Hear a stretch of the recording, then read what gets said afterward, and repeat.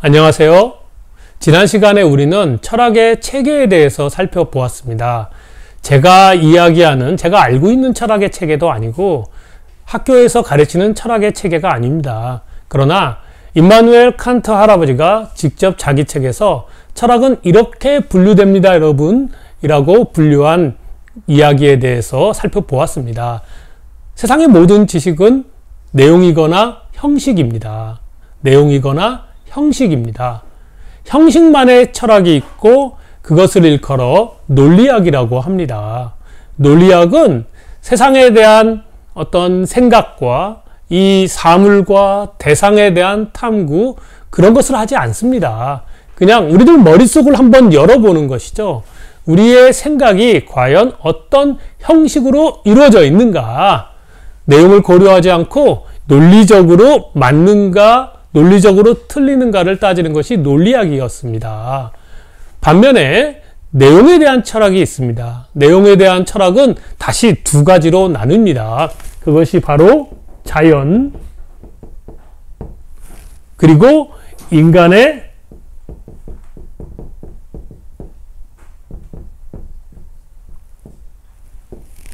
활동이었습니다.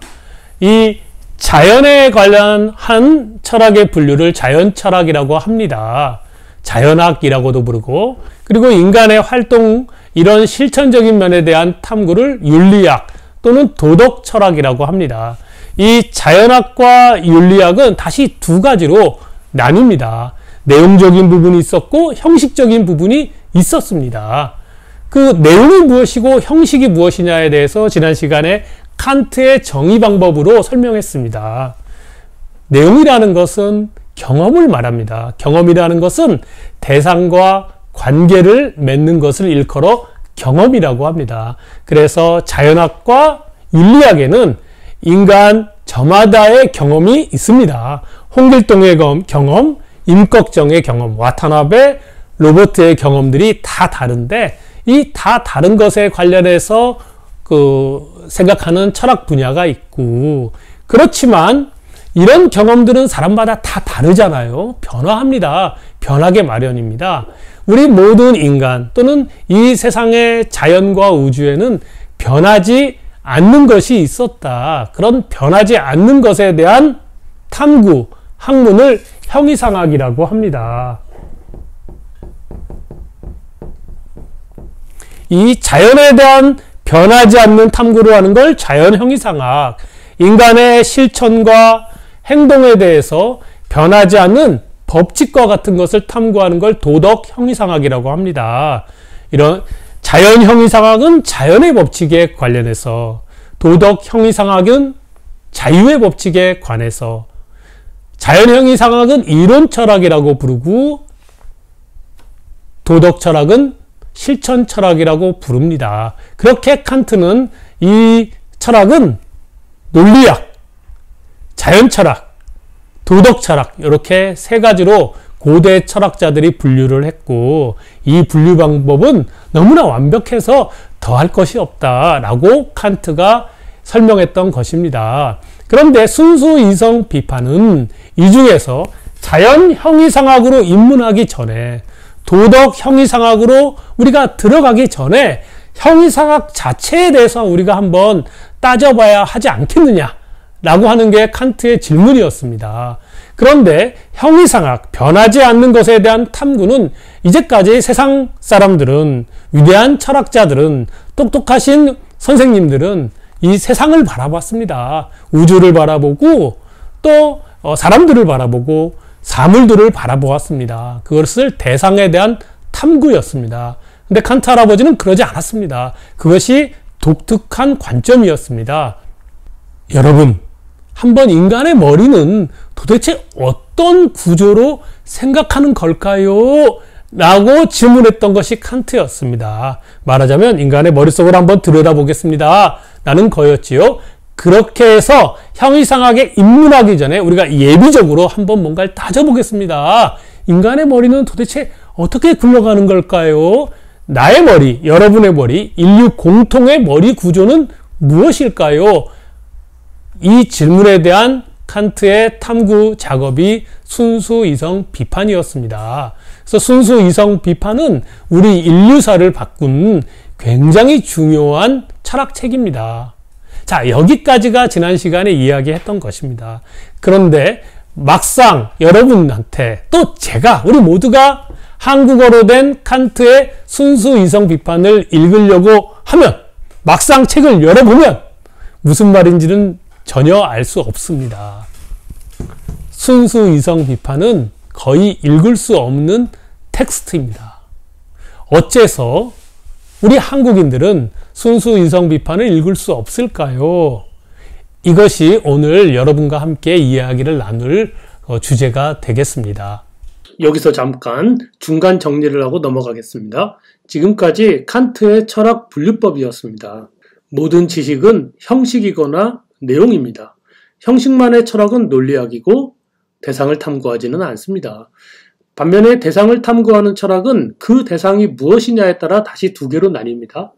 대상이 자연이라면 자연철학, 자연학이라고도 불립니다. 대상이 인간 행동이라면 도덕철학, 윤리학입니다. 그러므로 철학은 다음 세 가지로 분리할 수 있습니다. 먼저 논리학입니다. 논리학은 형식만을 따집니다. 그 다음에 자연학이 있고 또 윤리학이 있습니다.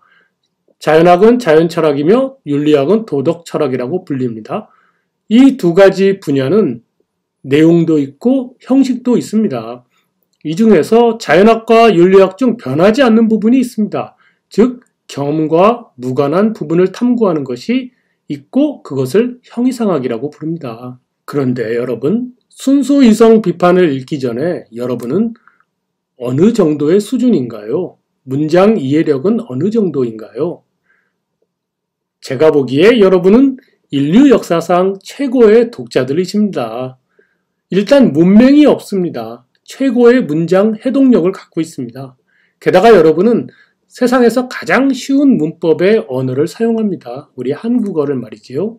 이미 중고등학교에서 과거 인류가 몰랐던 지식을 다 배우고 있습니다. 칸트 시절에는 몰랐던 컴퓨터와 인공지능을 여러분들이 알고 계십니다. 원자의 존재, 빛의 비밀, 상대성 이론, 우주의 탄생, 양자역학까지 압니다. 이런 것들은 칸트 시절의 독자들은 전혀 몰랐던 것입니다. 물론 칸트도 몰랐겠지요. 게다가 우리는 심지어 인권과 민주주의도 압니다. 여러분은 이미 인류 최고의 지식을 갖고 있는 독자들이십니다. 인류 역사상 가장 똑똑한 독자가 바로 여러분입니다. 그런데 왜 순수이성 비판을 읽으면 누구나 다 무슨 말인지 모르는 것일까요? 왜 그럴까요? 단도직입적으로 말하면은 번역이 안 좋기 때문입니다. 제가 백종현 선생님의 번역본을 두 권의 번역본입니다. 순수이성 비판 1, 2를 열심히 읽었습니다. 몇 달에 걸쳐서 정독을 했고 하루에 뭐 1시간에 한 페이지만 읽은 경우도 있었고요. 그렇게 읽었습니다. 그 다음에 최재희 선생님의 번역본도 어느 정도 읽었고요. 그리고 영어 번역본, 캠브리지 대학 출판사의 번역본도 읽었고, 또 해켓 출판사, 미국의 해켓 출판사의 번역본도 또 살펴봤고, 또 다시 읽고 있습니다. 저는 이 세상을 살아가면서 기본적으로 상식적으로 생각하는 것이 있습니다. 요즘 뭐 거의 국뽕의 시대인데, 한국인이 다른 나라 사람들보다 똑똑하다, 엄청 대단하다, 이렇게 생각하지 않습니다. 유태인은 정말 천재적인 인종이야 라고도 생각하지도 않습니다. 백인이나 황인이나 흑인이나 인간의 호모사피엔스의 DNA는 같습니다. 차이는 없습니다. 만약에 차이가 있다면 문화적인 차이가 있을 수 있겠고, 각각 개개인의 성격상의 차이는 있을 수 있다고 생각합니다. 그러나 뭐 집단적으로 어디가 어떤 민족, 어떤 인종이 똑똑하다, 어디가 뭐 참 머리가 안 좋아 라고 생각하지는 않습니다. 그런데 저도 예전에는 칸트의 철학은 너무 어려워, 이 할아버지는 도대체 무슨 말 하는지를 모르겠어, 여기가 무슨 뭐 대단하게 인류사에 대단하다고 하고, 고등학교 때 도덕 시간에, 지금 윤리와 사상, 생활관 윤리 시간입니다만은 그런 과목에서도 배우고, 대학 가서도 뭐 이런저런 책을 읽으면 칸트가 언급이 되고, 이렇기 때문에 되게 똑똑하고 훌륭하신 분인가 봐 라고는 생각을 했지, 이거 어렵잖아, 되게 난해, 무슨 말인지 몰라, 원래 철학은 어려운 거야 라고 생각한 적이 있었습니다. 그런데 이런저런 책을 읽어보고 또 이런저런 기사를 보거나 했을 때 서양 사람들은, 서양의 학자들은 여러 학문에 걸쳐서 두루 칸트를 인용하는 것을 저자들이, 학자들이 망설임이 없는 거예요. 너무 쉽게 칸트를 인용하는 거죠. 반면에 한국 사람들은, 한국 학자들은, 한국 저술가들은 칸트를 인용하지 못해요. 왜냐하면 이해 못했으니까. 근데 서양 사람, 서양의 학자들은 막 인용을 하는 거예요. 왜냐하면 이해했을 테니까. 그래서 어느 날 불현듯 잠깐만, 칸트가 그렇게 어려운 거 아닐지도 몰라 라고 생각을 했습니다. 하여튼 그래서 한국어로 번역된 부분을 다시 찬찬히 둘러봤습니다. 역시 무슨 말인지 모르겠더군요. 이거 진짜 어렵다. 그러나 다시 한번 곰곰이 영어 번역본을 살펴보면서 생각을 했습니다. 여러분, 언어 활동은 어디에서 시작을 합니까? 네, 단어에서 시작합니다. 철학은 언어 활동입니다. 그렇기 때문에 철학은 단어에서 시작합니다. 칸트 철학의 단어의 그 시작은 어디서 나오느냐? 거기서부터 어려운 것입니다. 칸트를 누가 처음 번역했습니까? 100년 전으로 거슬러 올라갈 수도 있고 150년 전으로도 거슬러 올라갈 수 있습니다. 철학에 있는 대부분의 용어들, 이 책에 수록된 중요한 단어들은 한국어가 아닙니다. 말하자면은 일본어입니다. 이 책의 번역은 한국어로 표기되어 있지만 사실상 일본어 번역입니다. 왜냐하면 이 단어들은 한국 사람이 번역한 게 아니라 100년 전, 150년 전에 일본 학자가 번역한 것입니다. 니시에 아마네, 후키자와 유키치, 이런 분들이 번역을 한 것이죠. 우리가 번역해야 할 것을 일본 사람이 번역을 했으니까 우리 수고를 덜어줬다, 그러므로 고맙다, 이렇게 생각할 수는 있습니다. 그러나 그 단어가 우리 한국 사람들이 쓰는 단어는 아니었습니다. 한자를 몇 개를 조합을 해서 일본 학자가 만들어낸 발명품입니다. 그런 발명품이 예를 들어서 시간, 공간, 철학, 개념, 뭐 이런 말들은, 과학 이런 거요, 이런 말들은 현재 한국인들이 일상생활에서 씁니다. 그러나 일상생활에서 쓰지 않는 단어들이 매우 많지 않겠습니까? 그런 매우 많은 단어들이 칸트의 순수 이성 비판 한국어 번역본에 있습니다. 그렇기 때문에 평상시에 내가 사용하지 않는 단어들이 가득 있는데 설령 문장을 내가 이해했다 하더라도 그 문장의 기본 구조가 있는 주어와 목적어와 서술어가 무슨 말인지 모르는 단어라면 우리는 알 수 없습니다. 거기에 더해서 거의 초급 번역가 수준의 상당히 그 난삽한 문장으로 번역되어 있으므로 더욱 알 수 없는 책이 돼버린 것이죠. 그래서 제가 이제 이 책을 읽으면서 느꼈던 것은 어떤 기분이냐면, 야, 이거는 내가 읽으면 읽을수록 한국어로 표기된 일본어 책인데, 저는 이 책을 읽으면서 마치 70년, 80년 전 독립운동가 같은 기분이 조금 들었습니다. 이야, 철학 분야는 우리가 예전 돌아가신 일본 학자들의 식민지구나. 그분들이 번역한 것을 우리가 우리 언어가 아니고 우리 일상생활에서도 안 맞고 또 그 사람들이 잘못 번역한 오류까지 우리가 외우고 암기하고 학습해서 철학은 마땅히 이렇게 해야 되는구나 라고 생각했구나. 독립을 해야 된다. 독립운동을 해야 된다. 이런 기분이 들더라고요. 그래서 이런 단어는 이렇게 좀 고쳐보고 이렇게 쉬운 단어는 이렇게 어려운 단어는 쉬운 우리 한국말로 바꿔야 되는 거 아니야? 이런 작업을 해보고는 있습니다. 제가 그러니까 순수 이성 비판은 왜 읽을 수 없는가? 원래 이 책이 어렵다라는 것이 아니라 한국어로 표기된 일본어 책이기 때문에 그렇다. 어째서 그러냐? 중요한 의미를 전달하는 단어들, 문장의 핵심을 구성하는 단어들이 우리 한국인이 일반적으로 평범하게 사용되는 단어가 아니다. 근데 이 단어들은 다 누가 번역한 것이냐? 100년 전, 150년 전 일본 학자들이 번역한 것이다. 이제 우리가 여기서부터 졸업을 할 때가 되어 있지 않느냐. 좀 우리의 많은 언어로 바꿔야 되지 않느냐라고 하는 생각을 하는 것이지요. 예를 들어서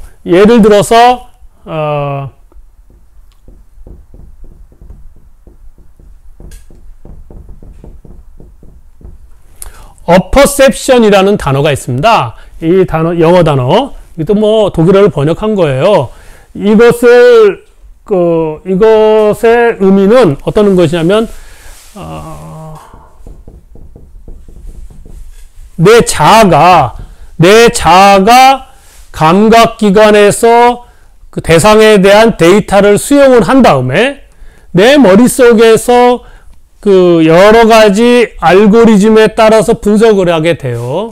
그래서 우리가 뭔가를 알매 이릅니다. 뭔가를 알게 되는 그때의 그 과정을 apperception이라고 합니다. 이게 자각이다. 스스로 알게 된다. 라고 번역을 하면은 우리나라 말입니다.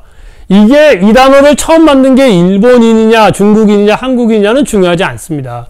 이 단어는 우리가 평범하게 사용하고 있느냐, 사용하지 않느냐가 중요한 것이겠죠. 자각이라는 말은 누구나 사용합니다. 그런데 현재의 그 칸트 책 번역은 어떻게 되어 있느냐? 이거를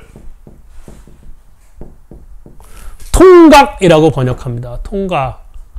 우리가 통각이 뭐야? 라고 지나가는 한국인한테 붙잡고 물어보면은 100이면 100, 아픈 어떤 감각이에요? 라고 답할 것입니다. 그런데 여기서의 통은 뭐냐? 무엇인가를 통일한다는 것입니다. 뭔가를 통일해서 깨닫는다 라는 뜻으로 통각이죠. 이 단어 누가 만들었느냐? 일본인 학자가 만든 것입니다. 그런데 한국인 학자들이 그거를 수용을 하고 반성 없이 100년을 지금까지 전승한 것입니다. 이런 단어들이 수백 개입니다. 그것이 한국어로 된 순수 이성 비판이고, 그렇기 때문에 순수 이성 비판은 읽을 수 없습니다. 이렇게 말하면 두 가지 뭔가 반박 또는 질문이 있을 수 있어요. 그 중에 하나는 에이 뭘 그 구라치고 그래. 원래 칸트 할아버지의 순수 이성 비판이 어려웠어. 라고 이야기할 수 있습니다. 그런 거 아니야? 그것도 일리가 있는 반론이라고 생각을 합니다.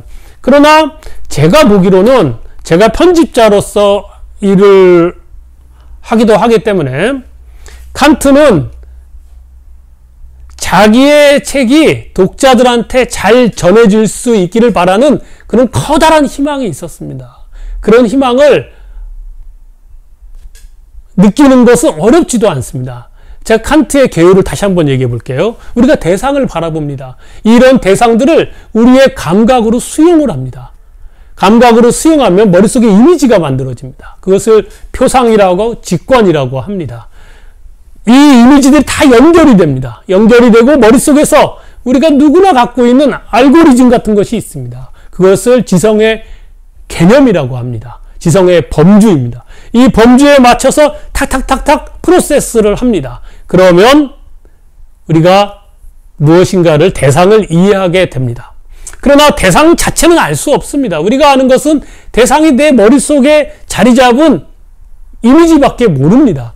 만약에 이것이 우리 머릿속으로 들어오지 않으면 머릿속에, 대상이 머릿속에 들어오는 걸 경험이라고 합니다. 대상과 관계 맺는 것을 경험이라고 표현할 수 있고, 경험이 없으면 지성은 깡통입니다. 아무것도 알지 못합니다.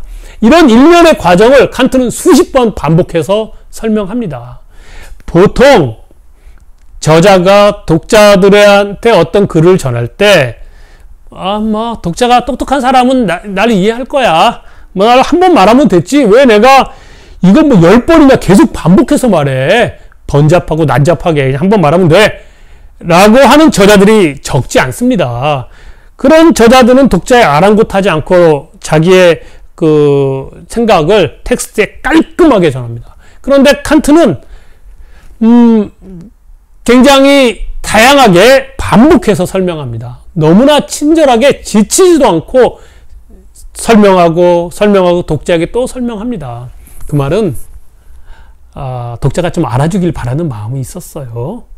그런데 그런 마음이 한국에서는 잘 전해지지 않는 것입니다. 게다가 칸트의 철학은 나중에 하나씩 제가 여러 가지 장벽을 무너뜨리면서 설명해 보고 싶기는 해요. 과연 제가 그런 재능이 있는지는 좀 걱정스럽기는 합니다만은, 그래도 제가 느끼기에는 칸트 철학은 어려운 철학은 아닙니다. 되게 자명한 말씀을 하십니다. 너무나 분명하고 상식에 맞는 이야기를 하시지, 말도 안 되는 이야기를 복잡하게 말하는 스타일의 할아버지는 아니었거든요. 따라서 칸트는 원래 어렵지 않습니다. 어려운 것은 그것을 어렵게 만든 한국 철학자들의 공로, 한국 철학자들의 활동, 그의 결과입니다. 무려 그것이 100년에 이르게 한 것이죠. 무려 그것이 100년 동안 지속되고 반복되어 왔습니다. 그러면 어째서 한국 철학자들은, 아니 이 일본어 번역인데, 일본 사람이 번역한 건데 이거를 왜 반성하지 않고, 왜 도전하지 않고 새로운 번역을 왜 못 내냐 라고 이야기할 수 있죠. 그분들을 탓할 수 있습니다. 저도 탓해보고 싶어요. 왜 그랬어요? 왜 그랬을까요? 철학자들이라고 한다면 어떤 권위에도 도전을 해서 진리를 밝히는 일을 하는 사람을, 적어도 소시민인 저는 못할지라도, 여러분과 나는 좀 이렇게 좀 겁이 많아서 못할지라도 철학자들은 그렇게 해야만 되는 거 아니냐. 진리를 위해서 권위에 억눌리지 않고. 근데 딱 하나 외에는 답을 찾을 수가 없어요. 우리 지금의 철학자들, 당대의 철학자들, 한국 철학자들 말하는 것입니다. 그리고 10년 전, 50년 전, 100년 전 철학자들이 착해서 그런 것 같아요. 예전에 스승님 그림자도 밟으면 안 된다. 자기들이 대학원에서 배운 철학 용어들이 다 이런 일본식 용어들이 스승님한테 배운 거고, 그런 스승님이 가르친 것에 따라서 학위도 받았고, 그래서 그것을 습관적으로 수용했을 뿐만 아니라 정서적으로도 이건 아니지! 라고 말하지는 못했던 것 같아요. 아마도 순하시고 착해서 그런 것이다. 반면에 그래도 철학자는 그러면 안 되지 라고 이야기할 수는 있겠지요. 칸트의 용어들이 많습니다. 새로운 개념들이 많고, 그 개념 용어들은 칸트가 말한 게 아닙니다. 한국 번역자들이 번역한 거고, 그것은 일본 번역자들이 번역한 것이다. 칸트가 일본어 하는 건 아니잖아요. 일본어 못 하잖아요. 칸트가 무슨 한국어 하는 것도 아니고. 그런데 칸트가 만약에 한국어를 굉장히 능숙하게 하는 사람이다. 무덤에서 나왔는데, 무덤에서 나와서 전생을 해가지고 한국어를 공부해서 자기 책을 쭉 읽어보면 깜짝 놀랄 거예요. 무슨 말인지 모르겠네. 내가 이거 말한 게 이게 아니었는데. 자, 오늘은 순수 인성 비판은 왜 읽을 수 없는가에 대해서 살펴보았습니다. 한국어로 표기된 일본어 번역본이기 때문에 그렇습니다. 그러면 한국어로 다시 바꿔야 하죠. 한국어로 바꾸는 과정이 저는 마치 독립운동가 정신, 아주 작은 독립운동가 정신을 조금 느낀다. 누군가 이런 작업을 같이 해줬으면 좋겠다 라고 생각을 합니다. 그러면 도대체 칸트는 순수 이성 비판에서 어떤 얘기를 한 것이냐, 도대체 무슨 얘기를 했길래 이 친구 그토록 유명하냐에 대해서 다음 시간에 조금씩 살펴보도록 하겠습니다. 재미있을지도 몰라요. 감사합니다.